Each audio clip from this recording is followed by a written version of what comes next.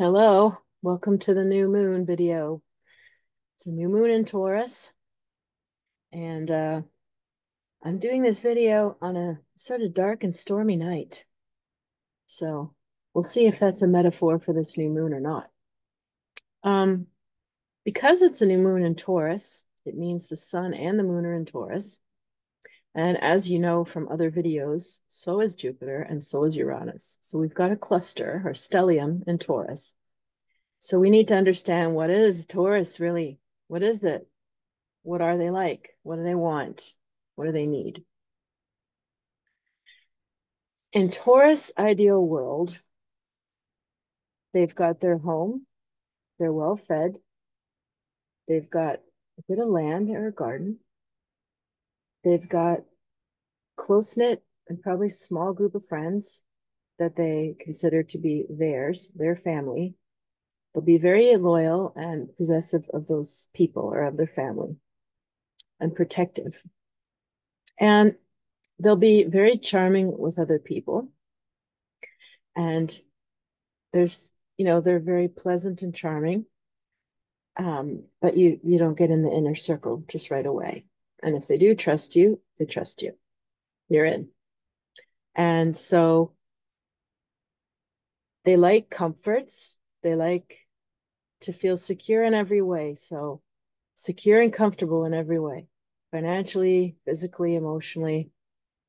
Because it's an earth sign, it really does focus a lot on the physical or the material plane. So having comfortable clothes, but they're not going to care about being terribly fancy. It's not to show off. It's about quality. It's about how it feels. It's about function. They're very functional and resourceful. They want their home to be well built and paid for. And, they want to have insurance. They want to have their dental plan, want everything taken care of. And we live in a very Taurian type of world for many, many years. Our whole 9 to 5 system, our nuclear family kind of idea, our banking system, very Taurus or Capricorn.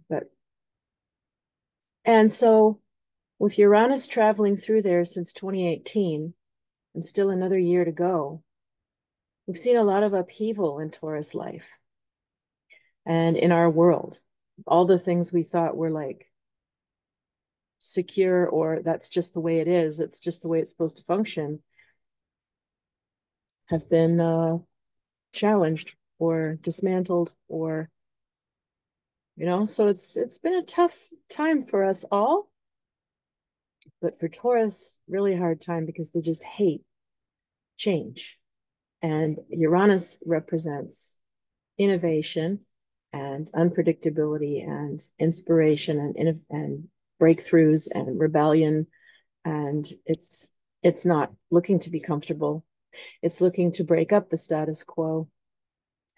So in some point in these last 7 years, Taurus will have all confronted some sort of upheaval of their security. And there's still a year to go. So if you're born towards the end of Taurus, meaning like mid to late May, before Gemini, for the 20th, 21st, 22nd of May, it's still rocking your world. Globally, we still have another year of what we've been going through as well. And a lot of people will have Taurus planets in their chart. If you have the moon there, if you have a rising sign there, if you have Venus, Mars, Saturn, Mercury in Taurus, you'll be feeling it too. At some point, it will have awakened you and shook you. And it can play out very physically, meaning your money, your physical body, your home. Could be the loyalty of your friends group. And it doesn't mean you won't recover, but it's not a nice time. So let's take a look at our new moon now that you have hopefully a better idea of what a Taurus is. So I'm going to share the screen.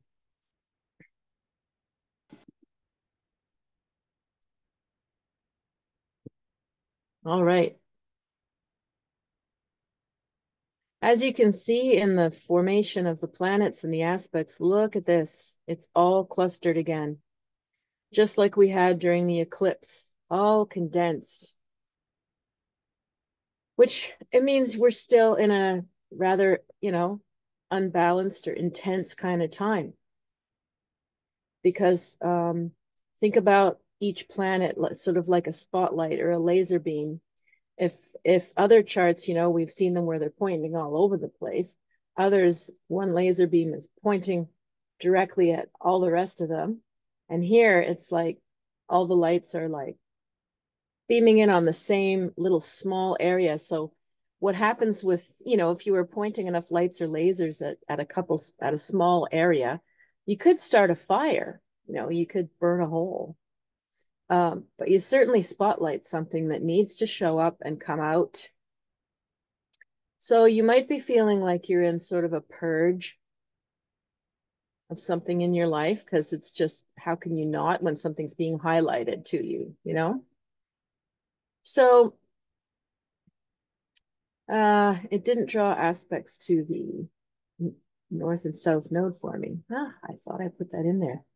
Well, I'm going to add that because that does give us a couple of aspects here with the south node. So first, let's start off with all the planets in Taurus. So take a look. We've got the moon here. We've got the sun. We've got Venus there too. And we've got Jupiter and Uranus, 5 planets. So you really got to know, where is Taurus in your chart? And even if you don't have planets there, you have to know, what house is that? Because that house is being exaggerated or highlighted or focused on so much. Venus is our desires. Venus in Taurus desires all the things I just said. It desires and needs loyalty. It desires and needs comfort. It wants things to be pleasant and charming and not go too deep or too uncomfortable. The opposite is Scorpio, right? Scorpio wants to dig to the bottom and say, there it is, it's on the table, deal with it. That's the truth. Taurus is like, nope, we don't need to go there. We don't need to know all that stuff. Why do we need to know? Things are fine. Don't go looking for trouble where you don't need to make any. Let's just enjoy life. It's very Taurus. So Venus definitely wants that too. So do the moon, needs that. The sun is just embodying all those Taurus qualities. Now Jupiter is exaggerating it too. It's a very Taurus time. So do you have enough food? Feel good in your house? Feel good with your friends? Trust people? Got a circle? Do you have like enough warm clothes and cozy socks? And is your bed okay? Sleeping all right? Do you have a big enough, I don't know, do you have the amenities you need to take care of your stuff? It's a very material way that it plays out. Like, if you are having trouble with any of the Taurus energy, well, you might be living somewhere that's not comfortable. You might not have enough money to pay the bills. You might not have enough food to go around. You might have difficulty trusting people. You might have, you don't have, I don't know, maybe you need a bathtub to be happy in life and you don't have one. Maybe there's stuff like that, that some basic physical needs aren't taken care of, some basic financial needs that aren't taken care of. And so it can really highlight those needs when all of that is in Taurus. So, at a new moon, we want to plant new seeds. We want to plant what we want to grow. So to get very clear on, what are your needs and are your needs being met? And what can you do to help yourself be more comfortable, have a closer knit set of friends, or be closer to your family if possible? What do you need to feel more grounded, more connected? more in control of that side of your life. And it's interesting, you know, that all of this falls right at tax time if you're in Canada. So let's take a look at what it's working well with and what it's not working as well with. Now, the other thing is we still have a lot of Aries planets. We've got a couple of Pisces and we've got a few Aries planets still working their way. So, as I mentioned with the eclipse chart, and yeah, I was talking a lot about Aries qualities, but Mars wasn't in Aquarius at the time of the eclipse. But Mars in Aries is very like dash in there and run into the burning building and save somebody kind of energy. It's like pioneering, pushing ahead, forging a new path, clearing the way. Can be courageous, can be warrior-like, can be impulsive. Very different than the Taurus, right? So even though there's no squares, as you can see, between all of the Aries and Taurus planets, there's a grind. Even though you have these sextiles, which are like 60 degrees, you see the blue lines. It's still not easy energy to work with, you know.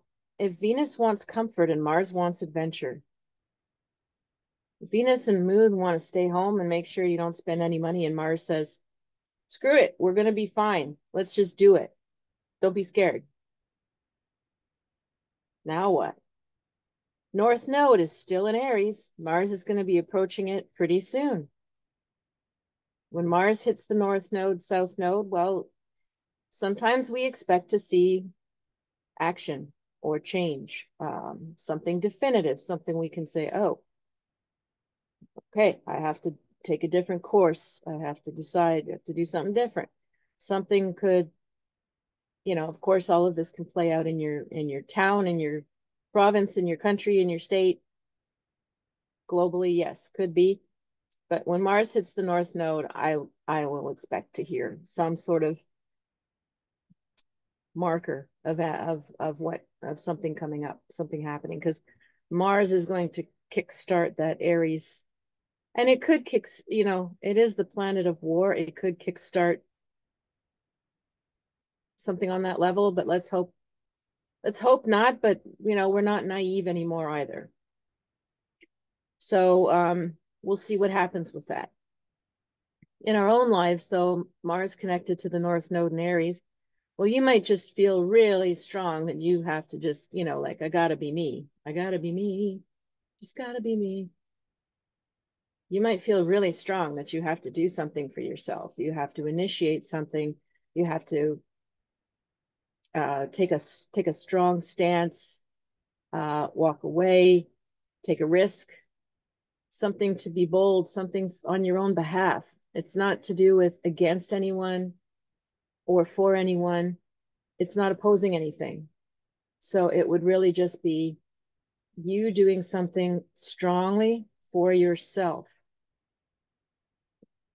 Chiron is still hanging around the North Node. It's still conjunct. It's 6 degrees. It's not quite as tight with Mars, but Mars is going to hit that as well in the upcoming, certainly within a month to 6 weeks. And yikes, Mars hitting Chiron, accenting any wound that you have of yourself. So there's this weird mix, right? And to me, when you start mixing Taurus and Aries strongly, it's this battle between, do I do stuff for myself, or should I back down and suppress it a bit so that my security is intact? You know, your Mars and Aries, the Mars and Aries, Mercury's still in Aries too. Mercury and Chiron together, feeling like possibly difficulties with communication, difficulty expressing yourself clearly without being reactive or blunt.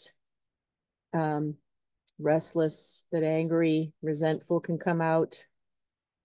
And Mars with the North Node there, you might feel like, I have to break away on my own. I'm tired of people not seeing what I'm doing. I need to make my own stuff. I need to go off on my own instead of being with the team. I need to, I don't know, do something that honors my soul, that maybe friends and family don't get why I'm doing it or what I'm doing it for. And then all of the Taurus would be like, oh, don't do that.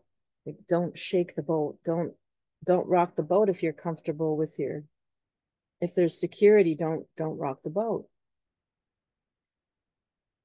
It's a very tough battle between, individualism, honoring yourself, and having security with others. And I think that's a lot of what this new moon is about. And it's heavy, it's weighted heavily on both ends. What we also have is Saturn and Neptune still in Pisces. And Pisces at 29 degrees, it's almost out of Pisces, a very long journey. Neptune has been in Pisces for, I have to double check actually, but I believe it's like 11 or 12 years.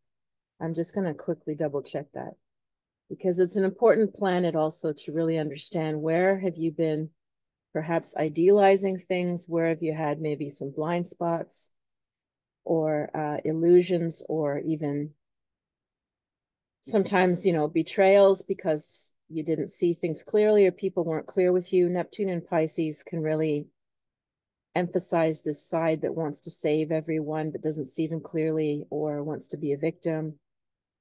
So I think it's important to know what Neptune has been activating for you. So I'm just checking here, Googling Neptune and Pisces dates.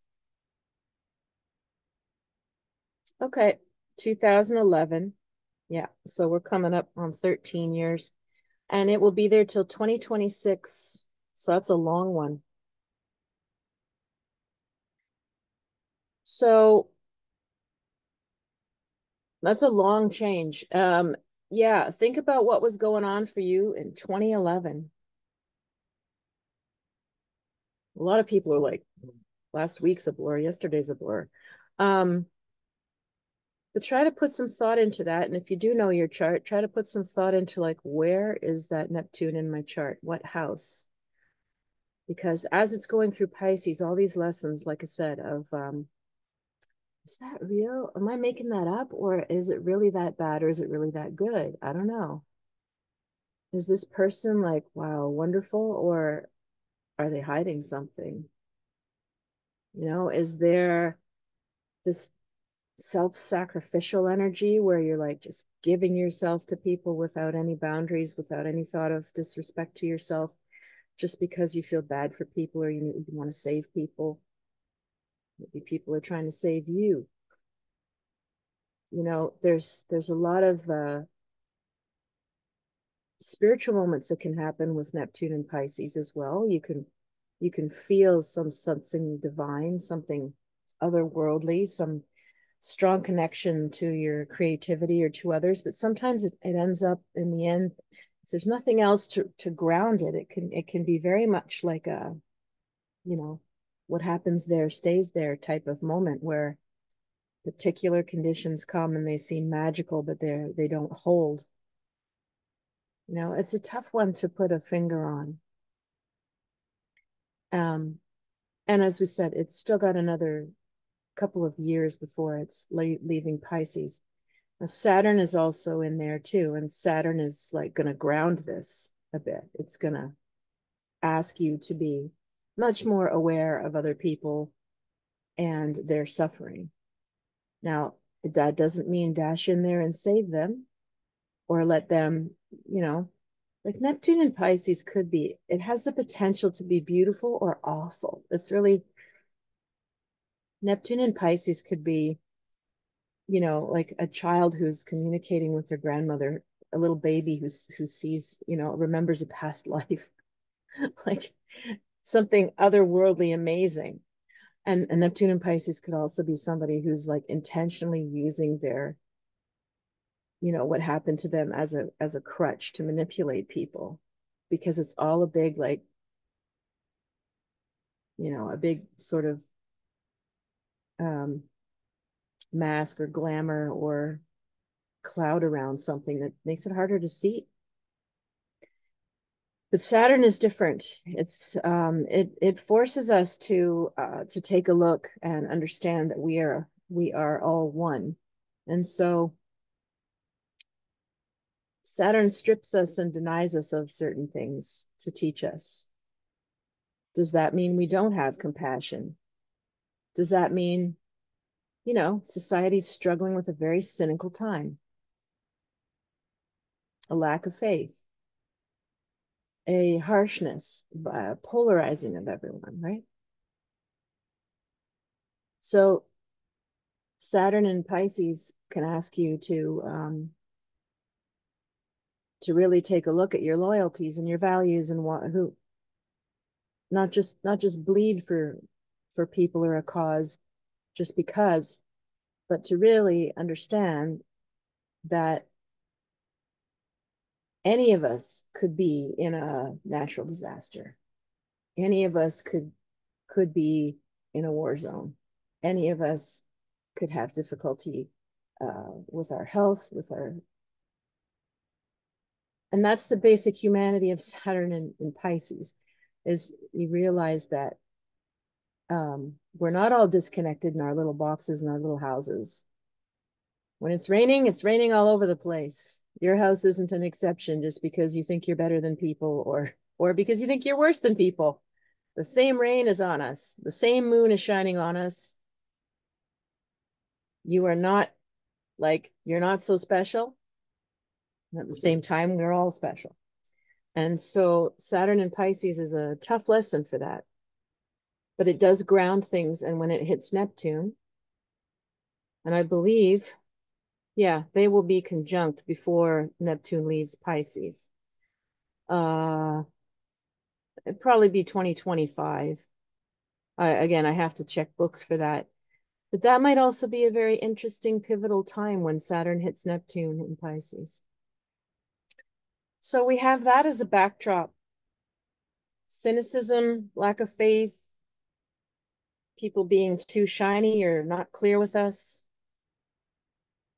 Aries is like, I'll just go off and do my own thing, clear the way. I got to do what I got to do. I'll say what I have to say. Here I go. And Taurus, oh no, don't do that. I'm too worried about that. No. Neither of you, don't do any of it. Let's just keep it how it is. Stop thinking about it. Stop thinking about it, then things are fine. And we'll go back to just being comfortable. Only challenger here is Pluto. Pluto is at 2 degrees Aquarius. Now, this is quite a stretch for it to say that it's squaring these planets. It is squaring Venus. 10 degrees, 2 degrees. 18 is a stretch. However, because there's so much Taurus going on, that's sort of like, even if they're not exactly by degree on top of each other, they're so close together that we might feel, they give it power. But the official square is Pluto square Venus. And that challenges what we want. Pluto square Venus is, there can be a lot of power trips. There can be seductions. Sometimes that's fun. Sometimes that's not. There can be battles or power issues, control issues with women, since it's the moon. And because Pluto is in Aquarius and it wants to be the rebel, it wants to have like upheaval. It'd rather knock down an old building and start fresh than fix up the old one. Venus in Taurus is there going, you're doing what to my house? Like, no one's knocking it down. I'm going to fix it. That's been there for all these years. No way are you going to disrupt it. Like, it's got value, stop it. And so there's a struggle with that as well. Again, the loyalty. What have you been loyal to? That is it working for you really? Pluto is challenging that. It's challenging your wants and your desires. It might, again, it's also spring and spring fever's in the air and people are flirting and just what happens every year.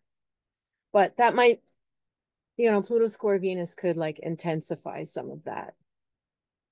And it's only a problem if it disrupts your sense of loyalty and security to your relationships or to something that you care about. Pluto squaring Venus and Taurus, it might. So if you're flirting with that idea, maybe be careful with it if your security matters to you more. Now, the other thing is, as I said, it didn't draw aspects to the South Node up here in Libra. So 15 degrees of Libra and 17 of Pisces would be what they call a quincunx, which is a 150-degree angle. And it just doesn't oppose, but it sort of grinds. It's sort of like, and it's annoying because it's Libra and Pisces. Neither of them wants to be very clear or assertive. Neither of them wants conflict. So it could represent sort of two passive type people that are just like uncomfortable, but going along, and uncomfortable and going along. So are you living that scenario? That's a harder one to identify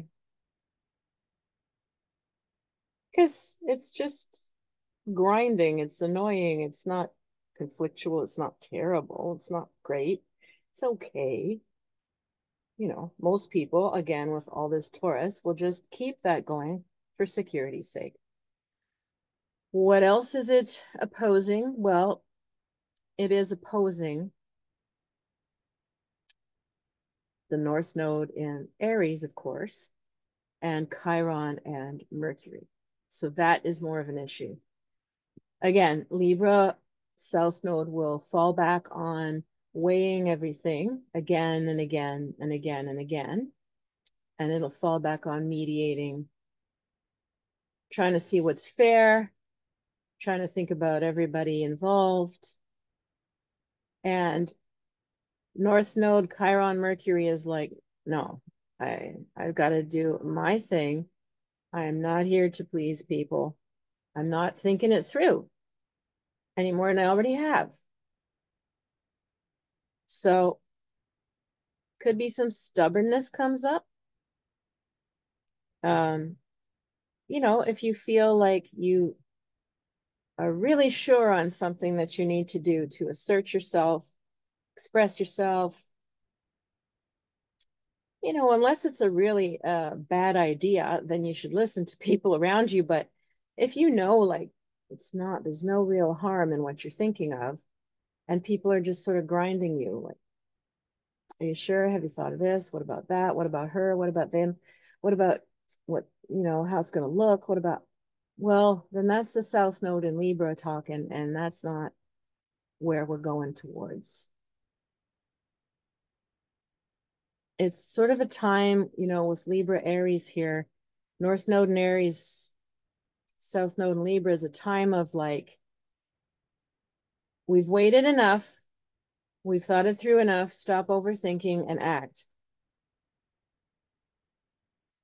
The other thing that it is making an aspect to here is Venus, Moon, and Sun.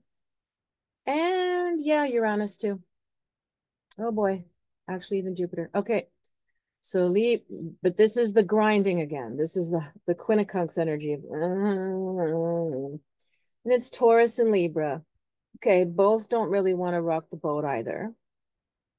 Taurus is a little more stubborn, so it might be a bit stronger influence. And there's more planets in Taurus.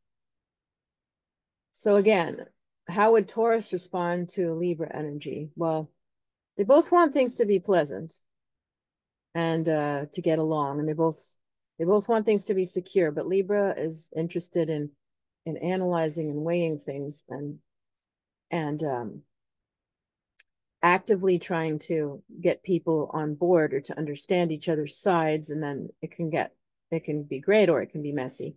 Taurus would be like, I said what I said, I am who I am, take it or leave it. I'm not overthinking this. And so they might just shut down that Libra South node with that. So I don't know if any of these themes that we're talking about are stimulating you. As you can see, there's nothing terribly dramatic about the chart. So it's a lot of internal weighing and, weighing and, weighing, discerning, trying to come to some clear decision or action, trying to get clearer on your who you are and your needs and how do you get that met. And it's really not clear how. Now, the best aspect in the chart is Pluto trine Jupiter Uranus, which again would speak for the upheaval, for the rebel. So could it mean that you need to do something quite bold or quite, not adventure in terms of like, I'm going to climb a mountain and get my answer? No, it's more earthy than that. Um,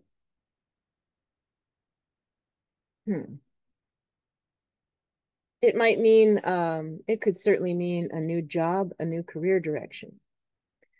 It could mean actively seeking out a new place to live that fits better. It could mean actively seeking out different crowds that fit with you.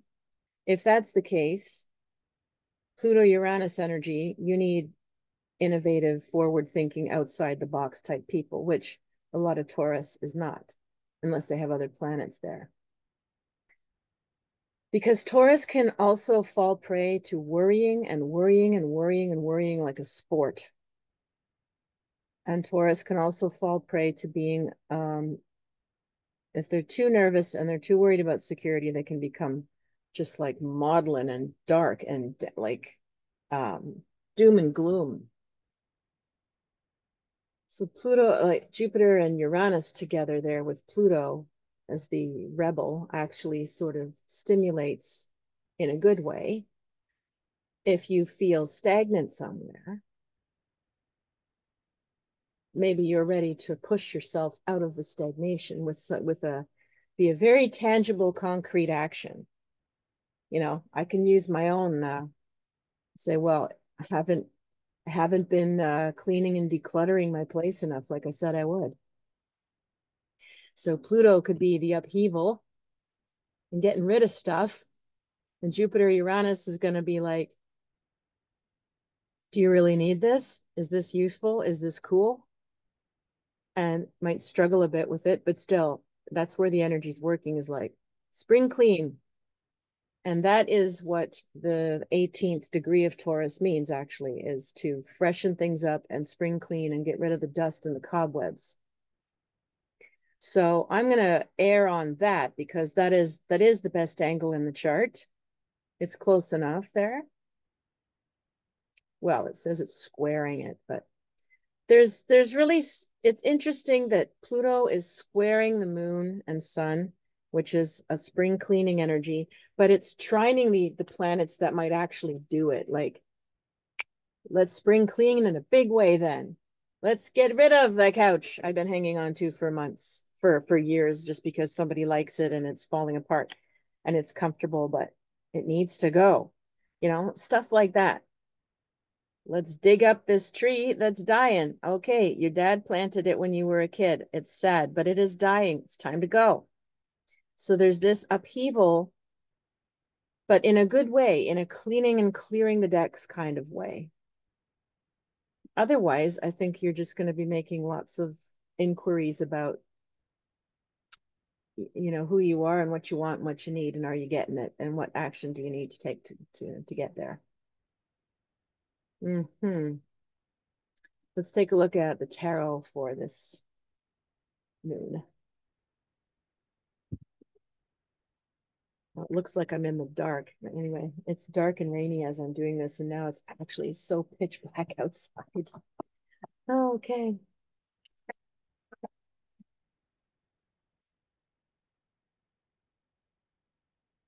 So let's just see what the tarot says for us about this. Oh, we have a jumper. Alrighty. Well, you know what? 4 cards jumped out, so that's what we're doing. So the first jumper is the 2 of Cups. What a nice one. This is, excuse me, this is more the actual Lovers card than the Lovers. How beautiful that is. And it's got Venus in Cancer. It's got 2 beautiful entwined fish and the lotus flower that pours the water in on and around them and into these beautiful full cups.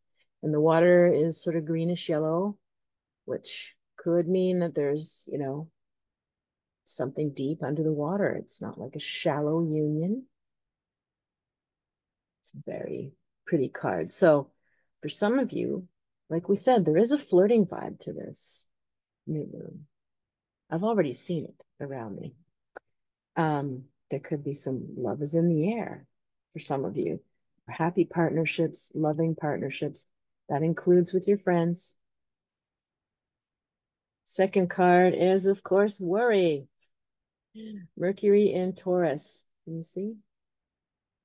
There's Mercury down there. There's Taurus down there, excuse me. And then, well, it's hard to see in this green, in this lighting. Mercury in Taurus. So the worry card. Don't fall prey to dark thoughts and being hopeless, worrying about everybody and everything, imagining worst case scenarios. Just don't let yourself do it.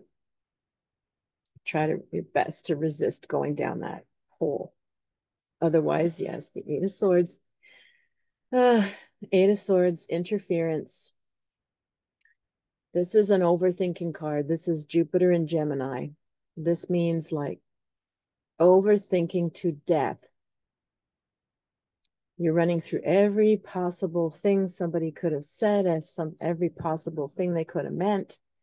Maybe it had got nothing to do with you. Maybe it's got nothing to do with you at all. Or maybe it's nothing that you have a say or you can control. So it is not worth thinking of. And if you're thinking about, maybe you're dating and there's a bunch of people, well, it's too many. You know, if you're thinking about applying for something or head breaking over what to do with your work projects or something, who to involve or what things to take on, there's too many. There's too many. And finally, the last card that jumped out is 5 of Cups. It's disappointment. So you know what? This goes from love and like, oh, what a beautiful union. And oh, I'm feeling good. I'm feeling connected and seen. And then it all goes south because you worried and you thought too much. And now you might have sabotaged something. So I'm going to pull one more card.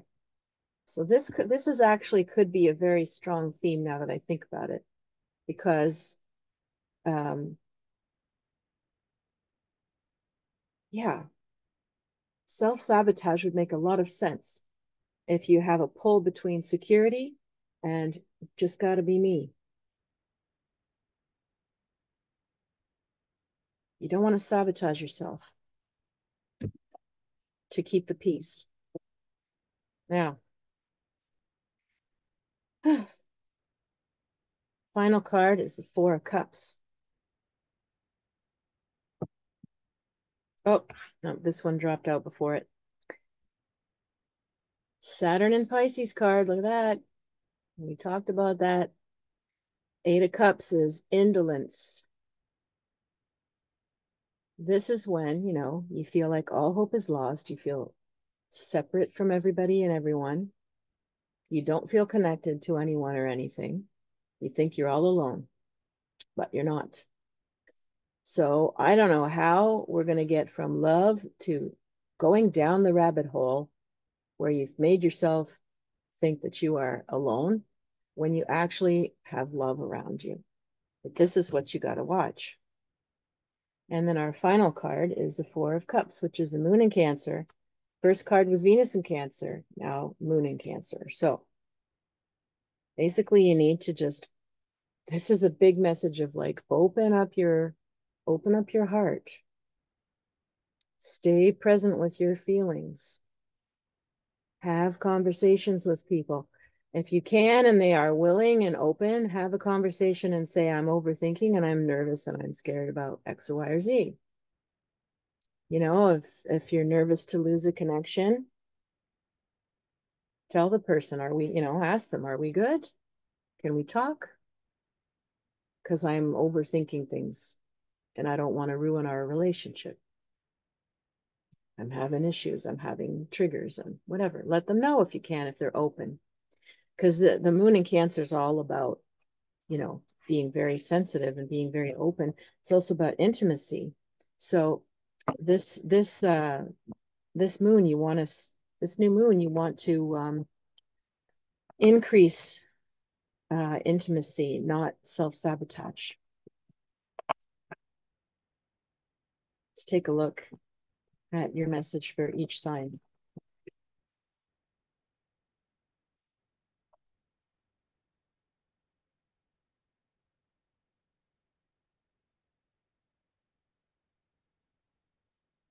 Trying to think of how to phrase the question.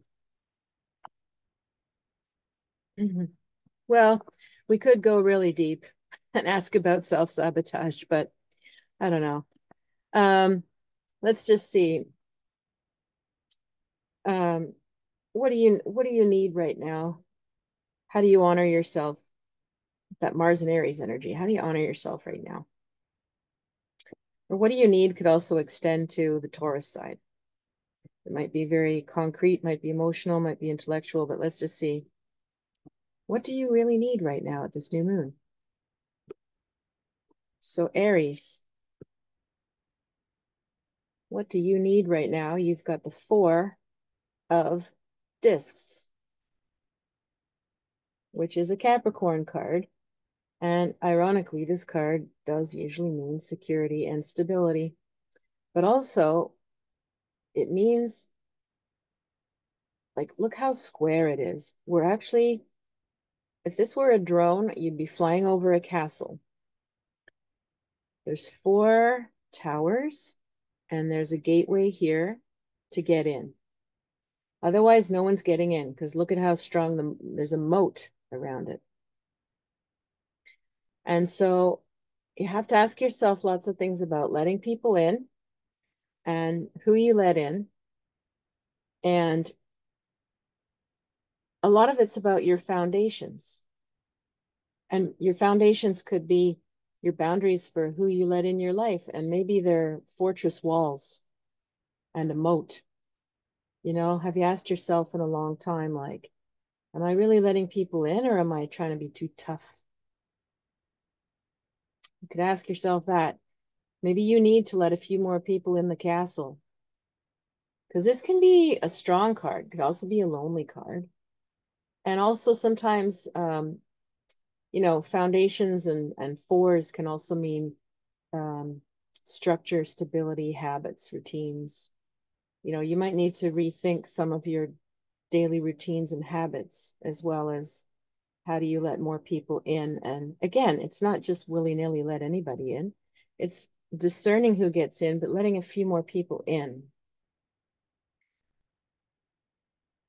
Taurus, what do you need right now? You've got the indolence card. So this is very clear to me. You need faith. You need more faith in humanity. You need more connection to more experiences that show you that, again, we're all one and not like we're all one, kumbaya, no. But every person on the planet has some form of suffering. And we don't compare. Try your best not to compare other people's suffering to your own. And that brings gratitude for what you have. And because you might be feeling a little bit cynical about things. So what you need is to feel a connection to the whole, to the planet, to something greater than yourself, and not just another person, like to latch onto one other person. It's bigger than that. So you need some faith, some hope. All right, Gemini, what do you need right now?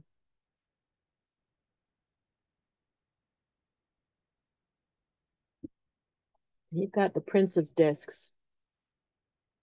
Ah,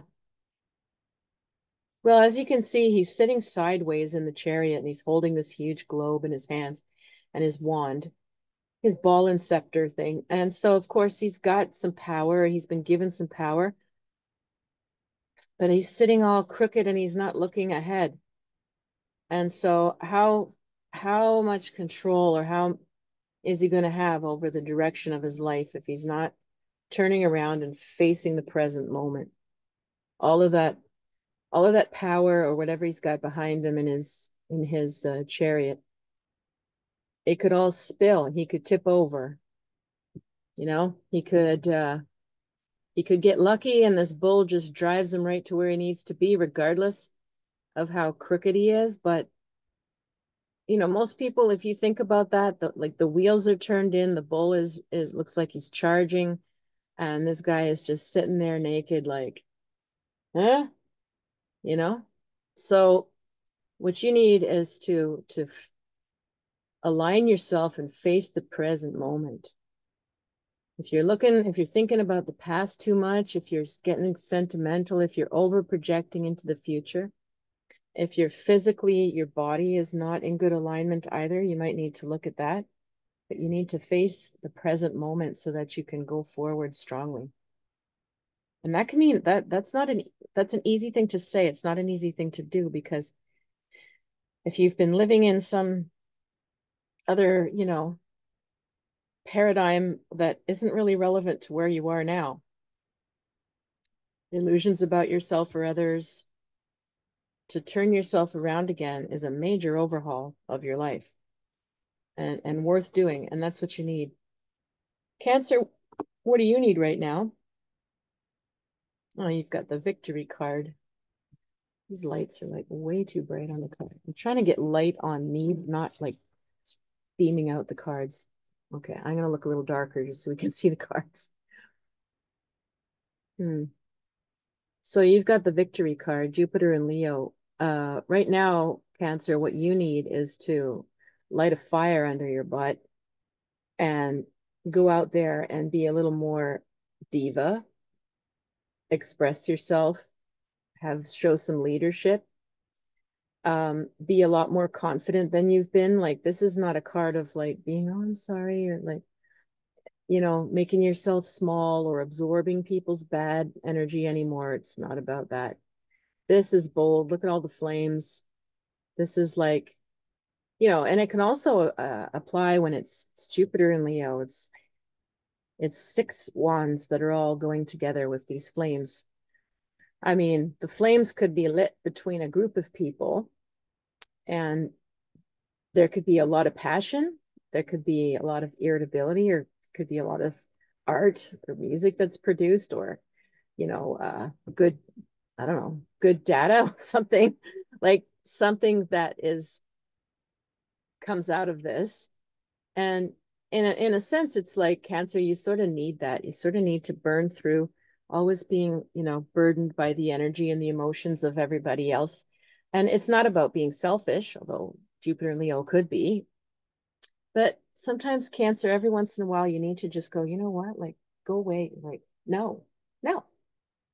You need to have a moment where you act like a little out of character, a little like, to clear the decks, to say, don't take advantage of me. Don't take me for granted here. Or to not hide, what you're good at, and just go, oh, well, that person they need to be the star right now. Okay, I'll just sit back again. No, not right now. No. All right.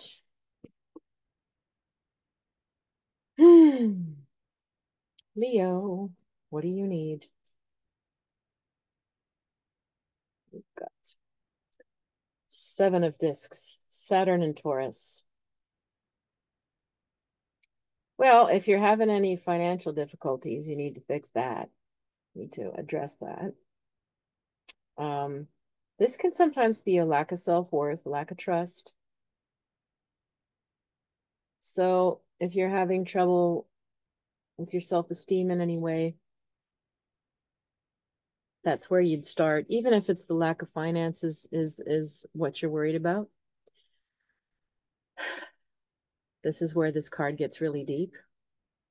Saturn and Taurus is about valuing yourself. So if you don't value yourself enough, you will work for less money. You'll let yourself get burnt out before asking for a vacation or saying, no, I can't do that extra that you're asking. You'll let people take advantage of your generosity until you're fried. So it does actually relate to the material plane or to the finances or to your health, because you have to value yourself accordingly. And then other people will too. And you'll find, like, if you don't overvalue, but you value yourself, like, and one way to do that depends what you do in your life, work wise, because this is a money card. Research and see, what do people in my position make now at a study with my experience? Know what salary you're worth based on your abilities and experience, and ask for it. If you can't ask for it right away, well, you got to start believing you're worth it. Why wouldn't you be worth the going rate? And you have to have that much self-value for the tides to turn. You have to respect your own time. You have to respect and value the abilities and the things you bring to the table. And the more you do that, the more other people will as well. And that will extend to how you're treated and finances. So that is your major need. It's a card I know well. All right. Virgos, what do you need right now? The moon. Oh boy. Well, the moon means to me that there's situations or people or you're not seeing clearly.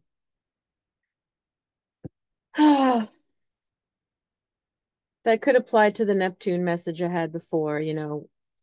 Have you been putting anybody or anything on a pedestal, idealizing them? Do they really deserve the pedestal? Have you been serving and working hard for something that it's sort of vague about where you stand still after all that time? Are you being valued enough for what you're bringing to the table? Are you just sort of waiting? And it's like, again, it's not clear. There's something or someone you're not quite seeing clearly right now, and it would be good to sort of pull back. This Neptune in Pisces has been really hard for Virgos. It's been going through your relationship house, like we said, since 2011. And it's not going to leave for another year, another 2 years. So you're still being challenged of, like, the people around you, are they really great, or are you not seeing them clearly? Are you idealizing something that isn't as good? Or are you undervaluing something that actually is good? It's a confusing time.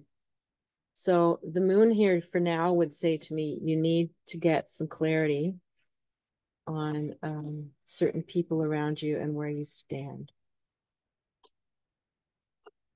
All right, Libra.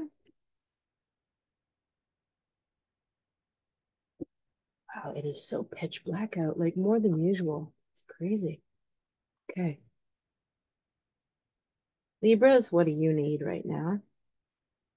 We've got the Prince of Cups. all full of passion and romance and love, creativity, and lots of waves that you see him making. And if you can see, he's staring down at his cup and there's a snake in it. So he's dealing with a lot of changes and a lot of emotional changes. And as we see, like the water's calm ahead of him, but he's building up waves and swirls behind him. So he's not so conscious of what his emotional state is doing to the people around him. So you may need to ask yourself that if you've noticed anything shifting in your relationships that you're not happy about. People reacting funny, somebody suddenly like not wanting to spend as much time as before, something like it sort of seems like what you need is a bit of an emotional check. Um, and there's nothing sinister. It's just that, maybe you've been in a funk and you didn't realize it, that it's been hard on your partner or hard on your family or hard on your team, or you might also just need to admit to yourself that you're freaking terrified right now of something that you're feeling, of a lot of changes. And they can be good changes. Like sometimes you meet somebody wonderful. Like we said, love cards are there in this reading, and flirting. So there could be, maybe you meet someone great and you're terrified. It could be, it's just a state of fear over what you're feeling that you're in. And so just, it'll be smoother sailing if he can sort of stop staring at the snake and look ahead and just calm the waves and go a little smoother. It could also be somebody around you that is going through this, and it's also affecting you. So it needs to be dealt with, their emotional effect on you. All right, Scorpios, let's take a look. What do you need right now? Ooh, justice. Scorpio needs justice. Yeah. I don't know one Scorpio that wouldn't agree with that. On many, they'd be like, which one? Which thing? Okay. You need a little justice. Well, you may need, because this card is often a legal matters card, like justice can play out with actual laws or paperwork or official documents, you know, um, permits, licenses, stuff like that. You might need then, if you're in any kind of difficulty, and, with all those Taurus planets, come on. There's a lot of posing Scorpios as well in their relationship house. Uranus has been going there through there since 2018, wreaking havoc. People come in, people come out. You think you have a loyal friend, disappeared, they're gone. What happened? Boom, there's another one. So in this case, if there's anything going on that would benefit from having it in writing, do so. Otherwise, sometimes this card in this deck, I find, can also talk about karma. It's not just legal justice in the human system, it's karmic justice in a bigger system, a bigger scale. Now, of course, Scorpio, you'd love to be able to enact karmic justice. But when you do that, it often comes out badly. It bites you in the. So I don't advise trying to seek karmic justice. However, you seem to need that. I'm not sure quite what to tell you because, like we said, there's probably many scenarios. So if there's any area of your life where you could either formally or officially have some sort of resolution, decision, closure, that would be something you really need. And it might be in the relationship angle because there's so many planets in your house of partnerships. All right. Sagittarius, what do you need? Ah, and you got the lovers. A lot of love cards. So Sagittarius. Well, if it's not love or a partner, then you definitely need strong partnerships in your life. Maybe you've been flying solo too much. Maybe you need to share the load. If it's work, maybe you need a partner or an assistant or someone else to help you. And it's got to feel like an equal, not a subordinate with the lovers. Otherwise, it can be friendships growing stronger, it can also be dating. But it feels like, have you been alone too long? Have you been just going it out on your own too long? I'd say, yeah. Maybe it's time to like relax some of your big plans and make some room to let other people either help you or share or go on the journey together. So there's a need for partnering. All right, Capricorns, what do you need? And you've got prudence, 8 of discs. Well, it can sound sort of boring or unsexy, but you need caution and you need patience. You need to let things really grow in the right soil. It's a strong plant here, and that means it's well rooted and it's in the right spot, in the right soil, in the right light. All the conditions are right for it to grow. So you have to ask yourself, are you in the right conditions right now to grow? Do you like, what you've planted, and are you ready to harvest some of what you've planted? Otherwise, it's just sort of like prudence, well, caution, right? Um, allowing things to go slowly. And, the blossoms look healthy. They're protected by the leaves. Looks like you're good to go. Now, could you be overly cautious or controlling about it? Maybe. But Pluto, finally is off of your back. So you might, that's nice. You might be finally feeling some relief that you can grow and do something new and different. But this is more a card of like things you've already been harvesting and growing. And if you don't have that, maybe you need to work towards something like that. So it sort of tells me like if you're impatient or restless or something, it might be just to try to work through that, like what you have, unless you really feel like there's no strong foundation to what you've been doing. But if there is, feels like you need more patience with it to stick with it versus uprooting it or ripping it out of the ground or whatever. So there could be just a challenge there where you're feeling tempted or impatient. All right, Aquarius. What do you need, Aquarius? Well, you need a strong woman around. Queen of Discs. Well, she's not looking at us, is she? Somebody powerful, lots of opinions, probably holds the purse strings. Might have somebody out there in front sort of saying, and you are exactly? Can you see her goat? That's her like secretary almost, or her henchman. She's busy overseeing what she has to do. She's thinking long term, far off in the future. And it sort of feels to me, if this is you, um, maybe it's time to turn around instead of, letting whoever this is field your questions for you or deal with conflicts or deal with whatever you don't want to deal with. Maybe you need to find somebody who will do that so that you can look off into the distance and plan and get some things done. Could be either or.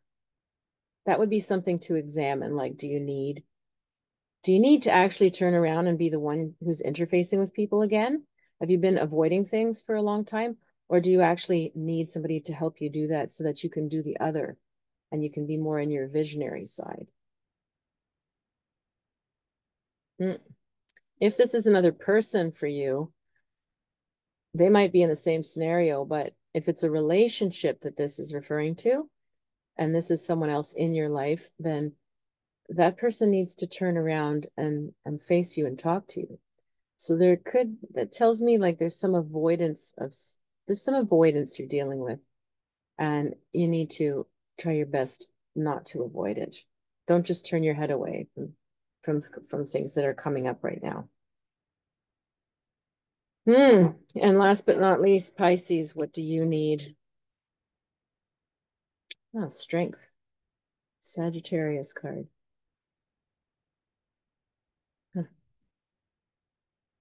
So, you've got Saturn transiting your sun at some point, right? Like it started March 2023. It'll be there for another year and a half. So at some point, Saturn is hitting your sun, and you might feel tested or heavy or old or whatever Saturn brings to us. But this card means that you need your freedom, and you also need to like defend whatever you have and whatever you've decided to do. There's a strength there in terms of like you've arrived at something and now you have to maintain it. You can't just relax, unfortunately. That wand is still guarding off the other 8. It still has to be strong enough to hold those 8 in place. You can't just go, oh, okay. I'll just, whatever, don't feel like it anymore. I'll just see what happens. This is saying no. No, so that tells me right now what you need is whatever level of support you need in order to maintain your position, or if you've been in any kind of tension or battle or anything with anyone where you had to really assert yourself and you got there, you can't let the line slide. It's like if it were like a battle and somebody's planting a flag, and then you've put all this fight into it, you've planted your flag, and then you go off and you have a drink and the other side encroaches on your turf because you weren't looking again. It's like you have to keep your eye on that flag and not let anybody take away what you've already won. That was a strong message for a Pisces. Wow, geez. That's what you need. All right. So if you would like a private reading, or if you would like to join my intuition cafe, then please do so. All the links are below. Haven't announced the next one, but I'm hoping for towards the end of May, the last couple weeks of May, to gather again. And in the meantime, I hope that you plant some seeds in your life that really honor yourself and take care of your needs and really value who you are. All right, take care.